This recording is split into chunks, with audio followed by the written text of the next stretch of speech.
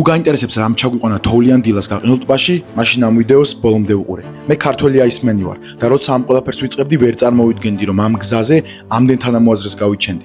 ამ ადამიანებმა ჩემთან ერთად სივრცის აბაზანები განსხვავებული მიზეზების გამო დაიწყეს, თუმცა უმეტესობისთვის მთავარ მიზნად წინაღობების გარღვევა და საკუთარი თავის საუკეთესო ვერსიად ქცევა გახდა. ცივი წყალი ბრძოლის იარაღია, მთავარი მოწინააღმდეგე კი საკუთარი თავი, რომელიც მუდმივად კომფორტისკენ მიგვექაჩება, შიშები აქვს და გაურბის ცვლილებებს. საქართველოს ჩამოსვლისთანავე შეხვედრა დავგეგმე, მაგრამ ბოლო წამამდე არ მეგონა თუ ამდენ ადამიანს ვნახავდი. მათ ნდობას მოვიპოვდი და ამ ხელაურას ერთად გავიზიარებდით.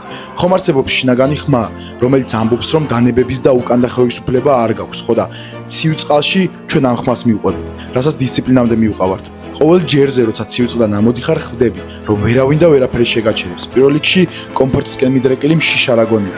თუ შენ გონების დამორჩილება, ძლიერი ნებისყოფა და ჯანსაღი სხეული გინდა, მაშინ ჩემი გვერდი გამოიწერე. მალე ჩვენ ისევ შევხვდებით.